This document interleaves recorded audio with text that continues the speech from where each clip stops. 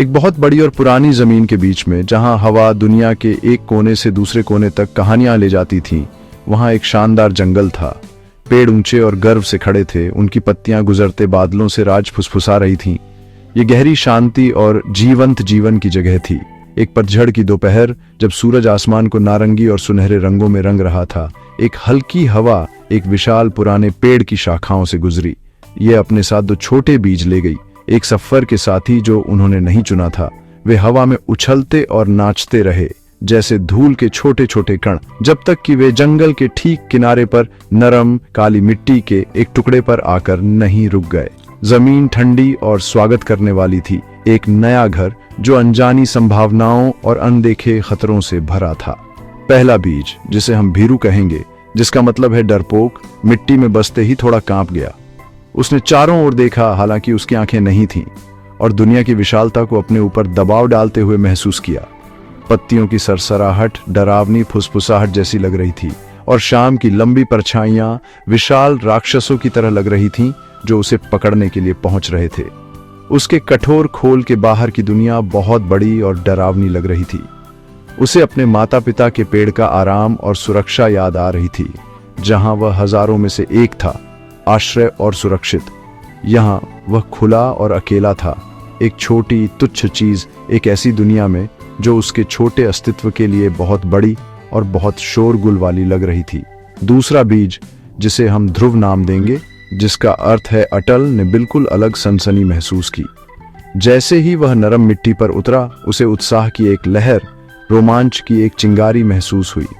उसने अपने नीचे की मिट्टी की समृद्धि को महसूस किया, पोषण और शक्ति का एक वादा। जंगल की आवाजें खतरे नहीं थीं, बल्कि एक सुंदर सिम्फनी थी, प्रकृति द्वारा गाई गई एक लोरी। ढलता सूरज आने वाले अंधेरे का संकेत नहीं था, बल्कि एक नई सुबह का वादा था, एक नई शुरुआत जो रोशनी और गर्मी से भरी थी। ध्रुव ने अपने छोटे से कोर के भीतर एक गहरे उद्देश्य को महसूस किया, बढ़ने की इच्छा, आसमान तक पहुंचने की, और अपने चारों ओर की इस अद्भुत जीवित दुनिया का हिस्सा बनने की। दोनों बीज अगल बगल पड़े थे, इतने करीब फिर भी अपनी भावनाओं में दुनिया से अलग। ठंडी रात की हवा उतर आई और तारे ऊपर विशाल गहरे कैनवास में एक एक करके टिमटिमाने लगे। जंगल झींगुरों की आवाजों और एक उल्लू की दूर की आवाज से गुनगुना रहा था। भीरू के लिए ये आवाजें आतंक का एक कोरस थीं, जो इस बात की पुष्टि कर रही थीं कि दुनिया एक खतरनाक जगह है। वह अपने खोल में और गहराई तक सिमट गया, खुद को जितना हो सके उतना छोटा बनाने की कोशिश कर रहा था। लेकिन ध्रुव के लिए रात एक शांतिपूर्ण कंबल थी, आराम करने और आगे की महान यात्रा के लिए शक्ति इकट्ठा करने का समय। उसने पृथ्वी की धड़कन सुनी और उस दिन का सपना देखा जब वह आजाद हो जाएगा। जैसे ही सुबह की पहली रोशनी पेड़ों के पत्तों से होकर गुजरी, जंगल के फर्श को रोशनी और परछाइयों के नरम पैटर्न से रंगते हुए दोनों बीजों को अपने चारों ओर दुनिया जागती हुई महसूस होने लगी। भीरू कांप उठा जब उसने अपने खोल पर सुबह की ओस पड़ी हुई महसूस की। उसने अपने साथी से फुसफुसाया, उसकी आवाज मिट्टी में एक छोटी कांपती हुई कंपन थी। ओह ध्रुव, मैं बहुत डरा हुआ हूं। ये जगह बहुत बड़ी और खुली है। क्या होगा अगर कोई पक्षी आएगा और हमें खा जाएगा? क्या होगा अगर कोई गुजरने वाला जानवर हमें अपने पैर के नीचे कुचल देगा? अपने कठोर खोल के अंदर रहना बेहतर है। यहां सुरक्षित है, हमें कुछ भी करने की कोशिश नहीं करनी चाहिए। हमें बस वैसे ही रहना चाहिए जैसे हम हैं, बाहर छिपे हुए सभी खतरों से सुरक्षित। ध्रुव ने धैर्यपूर्वक अपने दोस्त के डर को सुना। उसे भीरू के लिए सहानुभूति का एक दर्द महसूस हुआ, लेकिन उसका अपना दिल एक अलग तरह के गीत से भरा था। मेरे प्यारे भीरू, उसने जवाब दिया। उसकी आवाज स्थिर और शांत थी। मैं तुम्हारा डर समझता हूं, लेकिन सोचो हम क्या खो रहे हैं। हमारा खोल हमारा घर नहीं है, यह एक अस्थायी आश्रय है। हमारा असली उद्देश्य बढ़ना है, कुछ और बनना है। कल्पना करो कि अपनी पत्तियों पर सूरज और अपनी शाखाओं पर बारिश महसूस करना। कल्पना करो कि आसमान तक पहुंचना और दुनिया को ऊपर से देखना। हाँ, खतरे हैं, लेकिन एक महान और सुंदर जीवन भी हमारा इंतजार कर रहा है अगर हम कोशिश करने के लिए काफी बहादुर हैं। हमें इस जेल से आजाद होना होगा। भीरू को यकीन नहीं हुआ। अपने खोल को तोड़ने का विचार, एकमात्र सुरक्षा जिसे उसने कभी जाना था, डरावना था। आजाद होना, लेकिन यह सबसे खतरनाक चीज है। एक बार जब हम अपना खोल तोड़ देंगे तो हम नरम और कमजोर हो जाएंगे। जरा सी भी चीज हमें नष्ट कर सकती है, ठंड हमें जमा सकती है, सूरज हमें जला सकता है।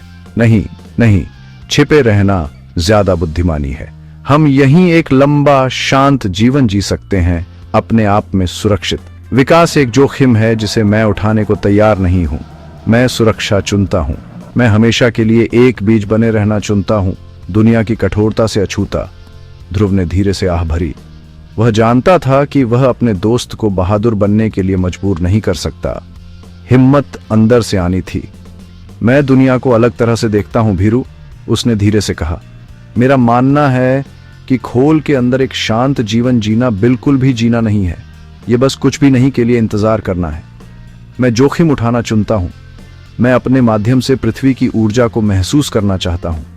मैं एक लंबा पेड़ बनना चाहता हूं, थके हुए यात्रियों को छाया और पक्षियों को घर देना चाहता हूं। भले ही मेरी यात्रा छोटी हो, यह एक उद्देश्य के साथ जिया गया जीवन होगा। मैं डर को मुझे वह बनने से नहीं रोकूंगा जो मुझे बनना था। मैं अपनी यात्रा अब भी शुरू करूंगा। जल्द ही मौसम ने अपना शाश्वत नृत्य शुरू कर दिया। आसमान, जो पहले साफ चमकीला नीला था, भारी भूरे बादलों से ढक गया। जंगल में एक गहरी गड़गड़ाहट की आवाज गूंज उठी, एक ऐसी आवाज जिसने भीरू को अपने अंदर और भी सिकुड़ जाने पर मजबूर कर दिया। फिर बारिश शुरू हो गई। पहले यह हल्की टिप टिप थी, लेकिन जल्द ही यह एक जोरदार मूसलाधार बारिश में बदल गई। पानी मिट्टी में समा गया, दोनों बीजों को घेर लिया। भीरू के लिए यह एक भयानक परीक्षा थी। उसे ऐसा लग रहा था जैसे वह डूब रहा हो, पानी चारों ओर से दबाव डाल रहा हो, सबसे छोटे दरार से भी रिस कर उसे अंदर से नष्ट करने की धमकी दे रहा हो। उसने अपनी सांस रोक ली, अपने कोर को कसकर जकड़ लिया, जीवन देने वाली नमी का अपनी पूरी ताकत से विरोध किया। ध्रुव के लिए बारिश एक आशीर्वाद थी, उसके परिवर्तन को शुरू करने का एक आह्वान। उसने पानी का स्वागत किया, उसे अपने कठोर बाहरी खोल को नरम करने दिया। उसने नमी को अपने भीतर समाते हुए महसूस किया, जो उसके अंदर सोई हुई निष्क्रिय जीवन शक्ति को जगा रही थी। पानी कोई खतरा नहीं था, यह एक वादा था। यह वह पोषण था जिसकी उसे आजाद होने की कठिन प्रक्रिया शुरू करने के लिए जरूरत थी। ध्रुव ने ऊर्जा का एक उछाल महसूस किया, धक्का देने, विस्तार करने और अनदेखे सूरज की ओर अपनी यात्रा शुरू करने का एक शक्तिशाली आवेग। बारिश जीवन के नृत्य में उसका पहला महान साथी थी, जो बढ़ने के लिए शक्ति और साधन प्रदान कर रही थी। बारिश के बाद सूरज वापस आ गया, पहले से ज्यादा मजबूत और गर्म। उसकी सुनहरी किरणें पृथ्वी पर पड़ी, सतह को बेक करती हुई और नीचे गहरी मिट्टी को गर्म करती हुई। भीरू, जिसने पानी का विरोध किया था, अब गर्मी को एक नए दुश्मन के रूप में महसूस कर रहा था। उसे चिंता थी कि सूरज उसे सुखा देगा, उसे एक बेजान खोखला बना देगा। वह मिट्टी में थोड़ा और गहराई तक घुस गया, तीव्र गर्मी से बचने की कोशिश कर रहा था। इसे केवल अपने नाजुक अस्तित्व के लिए एक खतरे के रूप में देख रहा था। प्रकृति का हर तत्व, बारिश, सूरज, जिस मिट्टी में वह पड़ा था, उसे नुकसान पहुंचाने की साजिश का हिस्सा लग रहा था। उसकी दुनिया निरंतर अथक डर की जगह थी। हालांकि ध्रुव ने सूरज की गर्मी को खुशी से गले लगाया। बारिश को सोखने के बाद उसने अब सूरज की ऊर्जा को विकास के लिए एक उत्प्रेरक के रूप में इस्तेमाल किया। गर्मी मिट्टी में घुस गई और उसे अंतिम धक्का दिया जिसकी उसे जरूरत थी। उसने अपने भीतर के जीवन को फूलते हुए और अपने खोल की सीमाओं के खिलाफ धक्का देते हुए महसूस किया। पानी और गर्मी का संयोजन वह जादुई कुंजी थी जिसने उसकी क्षमता को खोल दिया। उसने सूरज को दुश्मन के रूप में नहीं, बल्कि एक शक्तिशाली सहयोगी के रूप में देखा, प्रकाश और ऊर्जा का एक स्रोत जो उसके ऊपर की ओर मार्गदर्शन करेगा। वह जानता था कि प्रकाश तक पहुंचने के लिए उसे पहले मिट्टी के अंधेरे से होकर गुजरना होगा और वह संघर्ष के लिए तैयार था। एक आखिरी जबरदस्त कोशिश के साथ ध्रुव ने अपनी पूरी ताकत लगा दी। एक हल्की दरार की आवाज हुई और उसका खोल, जो उसकी पूरी दुनिया थी, टूट गया। एक छोटा हल्का हरा अंकुर निकला, कोमल और कमजोर, मिट्टी की सतह के नीचे मंद प्रकाश में चमकता हुआ। यह सबसे महत्वपूर्ण क्षण था। वह अब एक सुरक्षित बीज नहीं था बल्कि एक नाजुक अंकुर था। यह शुद्ध साहस का क्षण था। अंकुर एक प्राचीन प्रवृत्ति द्वारा निर्देशित ऊपर की ओर अपनी धीमी और कठिन यात्रा शुरू कर दी, रेत के कणों और छोटे कंकड़ों को एक तरफ धकेलते हुए। यह अंधेरे में लड़ा गया एक शांत दृढ़ संघर्ष था जो सूरज की रोशनी और खुली हवा के सपने से प्रेरित था। धीरे धीरे छोटा अंकुर ऊपर चढ़ा, ऊपर से महसूस होने वाली गर्मी की तलाश में। कुछ दिन मुश्किल थे। एक भारी पत्थर उसके रास्ते को रोक देता था और उसे उसके चारों ओर से रास्ता खोजना पड़ता था। मिट्टी का एक सूखा पैच यात्रा को और कठिन बना देता था, लेकिन वह धकेलता रहा, अपने संग्रहित पानी और अपने दिल में अटूट आशा से शक्ति प्राप्त करता रहा। यह एक अकेली यात्रा थी, लेकिन अंकुर डरा नहीं था। उसने पृथ्वी की लय से जुड़ा हुआ महसूस किया, जीवन की धड़कन से जो उसके चारों ओर धड़क रही थी। वह जानता था कि यह संघर्ष जरूरी था, कि हर बाधा को पार करने से वह ऊपर जमीन पर आने वाले जीवन के लिए मजबूत और अधिक लचीला बनता था। आखिरकार जो अनंत काल जैसा लग रहा था, उसके बाद अंकुर का सिरा पृथ्वी की सतह से बाहर निकल आया। यह विजय का क्षण था। जिस दुनिया ने उसका स्वागत किया वह उसकी कल्पना से भी ज्यादा सुंदर और विस्मयकारी थी। उसने पहली बार विशाल नीले आसमान को देखा, हवा का हल्का स्पर्श महसूस किया और सूरज की शानदार जीवन देने वाली रोशनी में नहाया। जंगल रंगों और ध्वनियों का एक बहुरूप दर्शक था, जीवन का एक जीवंत ताना बाना। छोटा अंकुर अब एक छोटा पौधा, अपनी पहली दो पत्तियों को छोटी भुजाओं की तरह बाहर फैलाया, दुनिया को गले लगाने और सूरज की रोशनी को जीवन में बदलने की प्रक्रिया शुरू करने के लिए उत्सुक था। जैसे जैसे दिन हफ्तों में और हफ्ते महीनों में बदलते गए, छोटा पौधा लगातार बढ़ता गया। उसने अपनी जड़ें धरती में और गहराई तक फैलाई, खुद को मजबूती से लंगर डाला और अधिक पानी और पोषक तत्व ऊपर खींचे। उसका तना मोटा और मजबूत हो गया और अधिक पत्तियां खुली। हर एक ऊर्जा बनाने के लिए एक छोटी उत्तम फैक्ट्री थी। उसे चुनौतियों का सामना करना पड़ा, भूखे कीड़े, तेज हवाएं और कभी कभार सूखा, लेकिन वह टिका रहा। हर चुनौती ने उसकी जड़ों को गहरा और उसके तने को मजबूत बनाया। वह अब सिर्फ एक अंकुर नहीं था, वह एक युवा पौधा था, साहस की शक्ति और जीने और बढ़ने की अटूट इच्छा का एक प्रमाण था। इस बीच मिट्टी के अंधेरे में भीरू अपने खोल के अंदर सिमटा रहा। उसने ध्रुव के संघर्ष और आखिरी जीत के कंपन को महसूस किया था, लेकिन ईमानदारी से कहूं तो इन संवेदनाओं ने उसके अपने डर को और बढ़ा दिया। उसने अपनी चतुराई और सावधानी पर खुद को बधाई दी। देखो, उसने खुद से सोचा, मैं सुरक्षित हूं। मुझे उस भयानक संघर्ष से गुजरना नहीं पड़ा, मुझे आजाद होने के खतरों का सामना नहीं करना पड़ा। यहां मेरे खोल में मुझे कुछ भी नुकसान नहीं पहुंचा सकता। मैं सुरक्षित हूं। मैंने बुद्धिमत्ता और सुरक्षा का मार्ग चुना है। वह स्थिर रहा, जीवन के खिंचाव का विरोध करता रहा, उस सुरक्षा के भ्रम को पकड़े रहा जो उसका कठोर खोल उसे प्रदान करता था। लेकिन दुनिया उन लोगों का इंतजार नहीं करती जो जीवन के नृत्य में भाग लेने से इनकार करते हैं। मौसम का अपना चक्र चलता रहा, बारिश आती जाती रही, सूरज चमकता रहा और पृथ्वी जीवन से भरी रही। भीरू जीवन देने वाले पानी को ठुकराकर एक बदलाव महसूस करने लगा।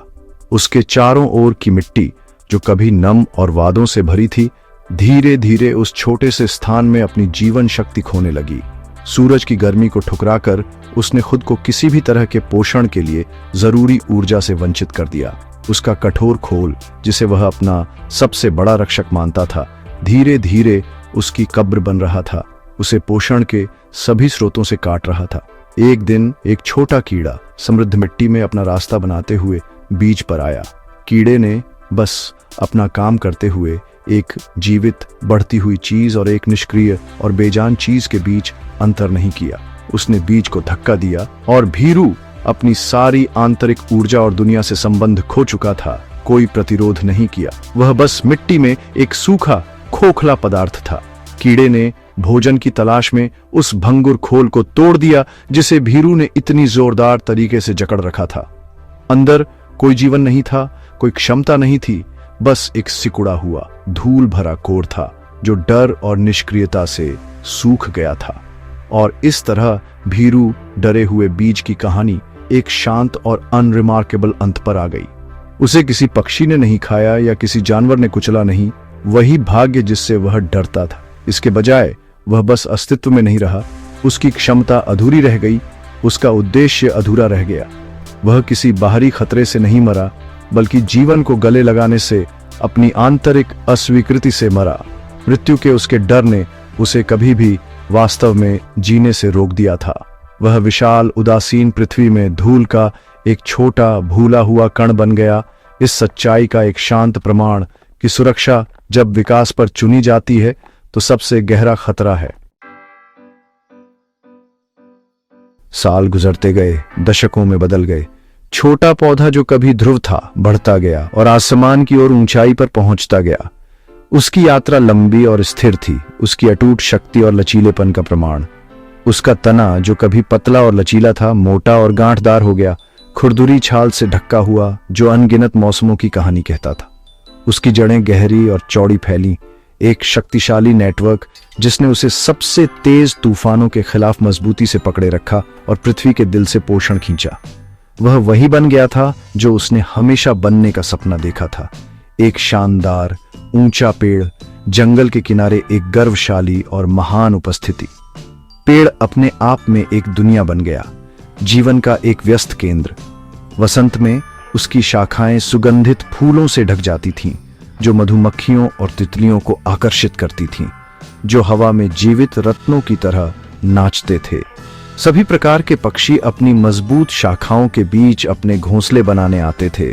उनके चहकने वाले गीत सुबह से शाम तक हवा को भर देते थे।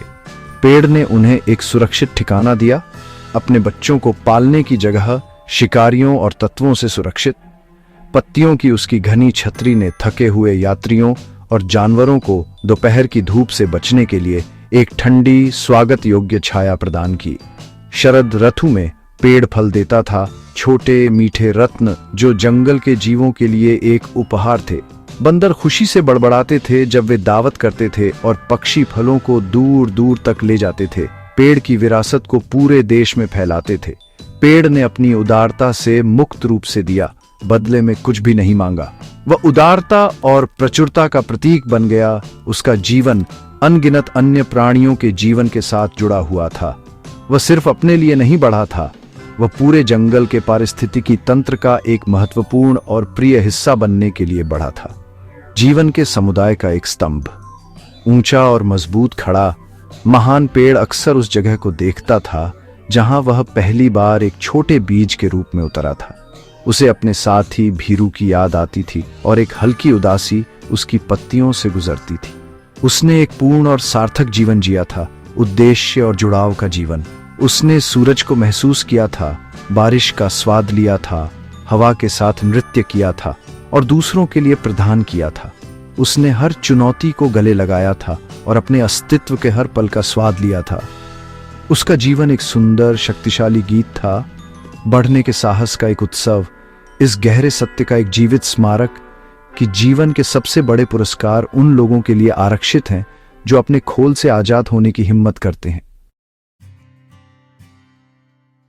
महान पेड़ जो कभी ध्रुव बीज था, एक कहानीकार बन गया। हवा उसकी हजारों पत्तियों से सरसराहट करती हुई उसकी आवाज को खेतों में और पास के गांवों तक ले जाती हुई लगती थी। बच्चे उसकी विशाल ठंडी छाया के नीचे खेलने आते थे और वे पत्तियों की फुसफुसाहट सुनते थे। पेड़ उन्हें अपनी यात्रा के बारे में बताता था, अंधेरी मिट्टी और चमकीले सूरज के बारे में।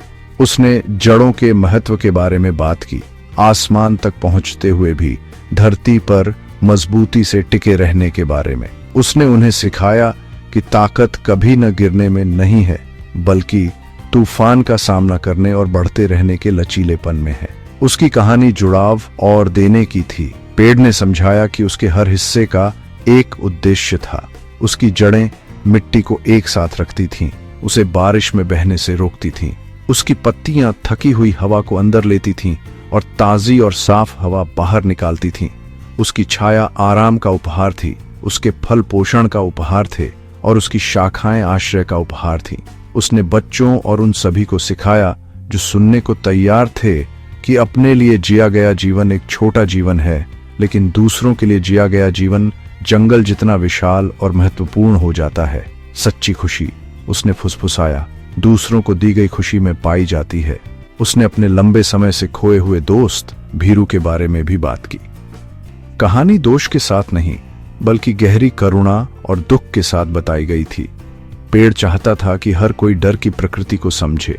डर, उसने समझाया, एक छोटा अंधेरा कमरा है जिसमें कोई खिड़की या दरवाजा नहीं है।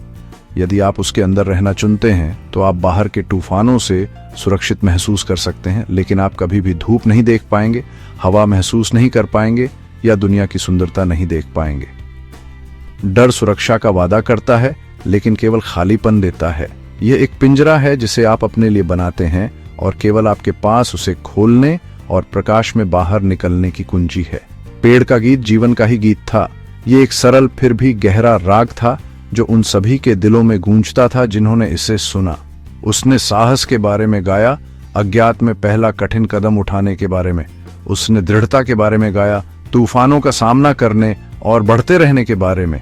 उसने उद्देश्य के बारे में गाया, देने और जुड़ने में अर्थ खोजने के बारे में। और उसने आशा के बारे में गाया, वह शाश्वत आशा जो हर बीज में, हर बच्चे में, हर दिल में सोई रहती है, आजाद होने और आसमान तक पहुंचने के साहस का इंतजार करती है।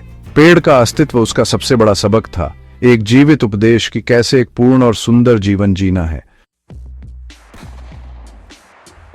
दो बीजों की कहानी एक साधारण कहानी है, फिर भी इसमें एक गहरा और कालातीत सत्य है जो हम में से हर एक से बात करता है, चाहे हम युवा हों या बूढ़े। यह उन दो मूलभूत विकल्पों के बारे में एक कहानी है जिनका हमें अपने जीवन के हर मोड़ पर सामना करना पड़ता है। डर और साहस के बीच का चुनाव, स्थिर रहने और आगे बढ़ने के बीच का चुनाव। भीरू हमारे उस हिस्से का प्रतिनिधित्व करता है जो बदलाव से डरता है, असफलता से डरता है और अज्ञात से डरता है। हमारा यह हिस्सा सबसे ऊपर आराम और सुरक्षा चाहता है, अपनी सीमाओं के परिचित कारावास को अपनी क्षमता की भयावह स्वतंत्रता से पसंद करता है। यह वह आवाज है जो फुसफुसाती है, कोशिश मत करो, यह बहुत जोखिम भरा है, तुम्हें चोट लग सकती है। दूसरी ओर ध्रुव जीवन की आत्मा का प्रतिनिधित्व करता है। यह हमारा बहादुर हिस्सा है जो रोमांच के आह्वान को सुनता है और कुछ सार्थक हासिल करने के लिए जोखिम उठाने को तैयार रहता है। हमारा यह हिस्सा समझता है कि संघर्ष के बिना विकास असंभव है और सच्ची सुरक्षा छिपने में नहीं बल्कि मजबूत और लचीला बनने में पाई जाती है। ये वह आवाज है जो फुसफुसाती है, आगे बढ़ो, मौका लो, भले ही तुम गिरो, तुम उठना सीखोगे। उद्देश्य का जीवन संघर्ष के लायक है। ये वह भावना है जो हमें सीखने, खोजने, बनाने और खुद का सबसे अच्छा संस्करण बनने के लिए प्रेरित करती है, चाहे कितनी भी बाधाएं क्यों ना हो। कहानी हमें स्पष्ट रूप से दिखाती है कि डर से पैदा हुई निष्क्रियता सबसे बड़ी विफलता है। भीरू किसी बाहरी शक्ति से नष्ट नहीं हुआ, वह अंदर से मुरझा गया क्योंकि उसने जीवन की प्रक्रियाओं को गले लगाने से इनकार कर दिया। पूर्ण सुरक्षा की उसकी खोज ने उसके पूर्ण विनाश का कारण बना। यह एक शक्तिशाली सबक है। अक्सर जिन चीज़ों से हम डरते हैं, असफलता, अस्वीकृति, कठिनाई, वे उतने विनाशकारी नहीं होते जितनी डर पैदा करता है। सभी दर्द से बचने की कोशिश करके हम सभी खुशी, सभी विकास और सभी अर्थों से भी बचते हैं। जीवन हमारा इंतजार नहीं करेगा, वह आगे बढ़ेगा और हम पीछे छूट जाएंगे, हमारी क्षमता अधूरी रह जाएगी। इसलिए इस कहानी का अंतिम संदेश कार्रवाई के लिए एक उत्साहजनक आह्वान है। हमें ध्रुव जैसा बनने का चुनाव करना चाहिए। हमें अपने आरामदायक क्षेत्रों, अपने आत्मथोपी हुई सीमाओं से बाहर निकलने को तैयार रहना चाहिए। हमें चुनौतियों को मजबूत होने के अवसरों के रूप में गले लगाना चाहिए। हमें सूरज और बारिश का सामना करना चाहिए, यह जानते हुए कि हमारी यात्रा के लिए दोनों जरूरी हैं। जीवन एक अनमोल उपहार है, बढ़ने, योगदान करने और दुनिया को उसकी सभी सुंदरता और जटिलता में अनुभव करने का एक अनूठा अवसर है। आइए हम इसे डर की छाया में छिपकर बर्बाद न करें। आइए हम सीडलिंगित होने, बढ़ने और उन शानदार पेड़ों को बनने का साहस खोजें जो हमें हमेशा बनना था।